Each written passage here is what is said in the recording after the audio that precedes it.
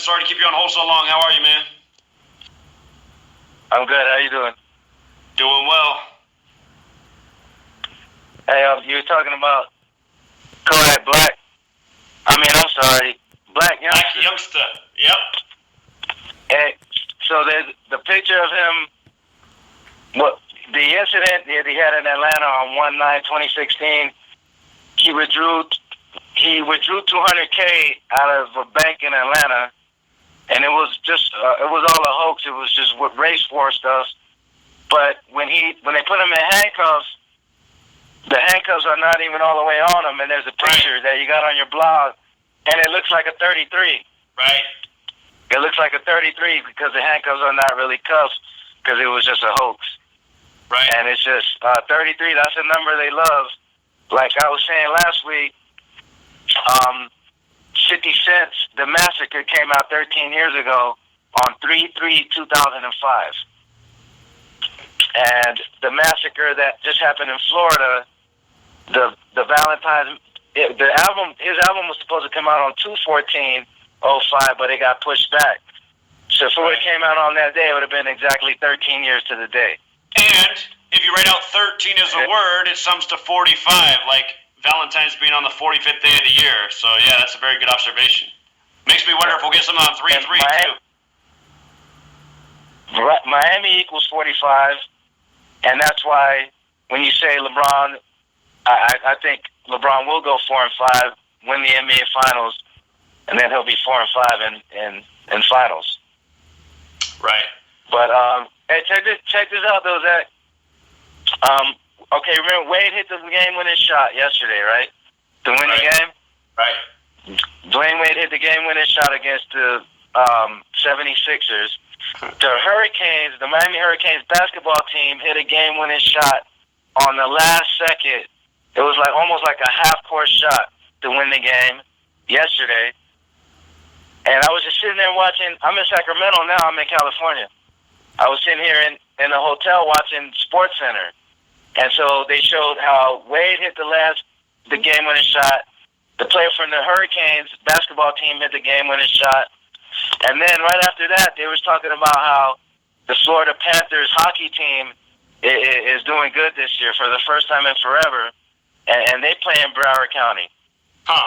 And Miami's right there, right next to Broward. You know, so it's like they gave you a story about the Heat, the Hurricanes, and the Panthers. Who did Miami Hurricanes beat yesterday? I think it was North Carolina, if I'm not mistaken. Oh, wow. So big school. Okay. Yep. I think it was North Carolina. So, but check this out, right? On my video channel, One Infinite Consciousness, I got my first video erased. Really? I got my first video erased, and I got my first strike. For what? And I know, that's nothing to you. You're a veteran in this, but to me it was like a shock. Well, what they erased? The first time listen, all they erased was a 10-minute conversation that I had with you when I was on my way to California when I called you 2 weeks ago, and we were just having a conversation because it was the same exact day that the hoax happened in Florida. It was Valentine's Day, and it was just a 10-minute conversation. When I called in 2 weeks ago, I recorded it, put it on my YouTube channel, like I always do, and they said it was I was being a bully and whatever, and so I was like, wow, I wonder if they just erased it based off the title, because I don't even know if they even listened to this conversation, because the way I titled it was Me and Zach Explodes a Florida Shooting Hoax, DJ Khaled Murdered by Numbers, and Cleveland Cavs will win the NBA title. That's the way I titled it. So maybe they just erased it based off the title. I don't know, but it was just a 10-minute conversation that we had, and I got a strike for that. Yeah, they're censoring everything that's related to this shooting, so probably just having that in the title got it flagged. And yeah, it's just a joke, man. People got to be able to have a conversation, so yeah. Yeah, it is a joke, and and what did they say? There was 4 armed guards at the school. All these people with guns. You can't. I mean, get out of here. I mean, Israel needs to resign. Rick Scott needs to resign. That's why I'm glad I'm out of Florida, because it's just sick what they do down there. It is. Absolutely. It is. You know, we were talking about, you were talking about the number 213 earlier. Okay, Snoop, Nate Dogg, and Warren G, they had a group called 213 before Snoop and Nate Dogg and Warren G got a deal. Right. It's the number 213. And then, remember, Wade wore the number 9 when he was with Cleveland. And then when they put him right next together with LeBron, it's 239. Right. And that's how 239, the 52nd prime, that's the day that Trump went against the NFL. Also, LeBron James in Jewish Gematria is 923. So that was the other thing about that number combo with those two. Okay. That was connected to the Philadelphia train wreck that was synced up with the NBA Finals the first time the Warriors and Cavs played. That train wrecked at 9:23 p.m., and then LeBron James was in the film train wreck. Those were things we were talking about back then. Yeah. Mm-hmm. Yeah. Yep. And so, what I was trying to say last week about Kodak Black is that he's a part of the propaganda as well that comes out of Broward County, because there's no way that you can catch all these charges and they keep letting you out of jail. Sure. You know, it's impossible. It's just no way. Like he was placed in the youth detention center 3 times in 1 year and then placed on probation when he was 17. Then he turned 18, October 2015. Robbery, battery, false imprisonment of a child, possession of cannabis. And then he was later released December 2015. Then April 2016, possession of a weapon by a convicted felon, possession of cannabis, fleeing from officers.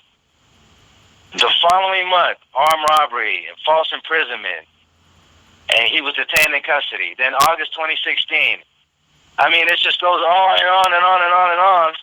And it's just no way. I mean, like in Florida, man, they're putting people in jail for weed. It's still a misdemeanor to get caught with a bag of weed in Florida. So there's no way he's catching all these charges, you know, and they letting him out of jail. You know what I mean? It's just a part of the propaganda. When those police officers in Broward arrested him live on Instagram in January this year, 7 new charges, 7 new felony charges: child neglect, grand theft of a firearm, possession of a firearm by a convicted felon. And this is for somebody who's like 20 years old. All these charges, there's no way he's in jail. You know what I'm saying? That's what these rappers, they rap about doing all this stuff and they go to jail. They don't really go to jail. T.I., he didn't go to jail. Lil Wayne, he didn't go to jail. Kodak, he's not in jail. It's just a part of the propaganda. Absolutely. You know what I'm saying? Absolutely. Just using them to push stereotypes. Absolutely. Yeah, but when you're a youth listening to all this music, and then you go get caught up, and they catch you with a bag of weed, something simple, you're going to get jammed up, and they're going to put you in jail for a long time. These people are not playing. In Florida, you will go to jail for a bag of weed. So you listening to all these, you listening to Kodak, and it looks like even in one of his raps, what did he say? Hold on, I got it right here. Hold on a second.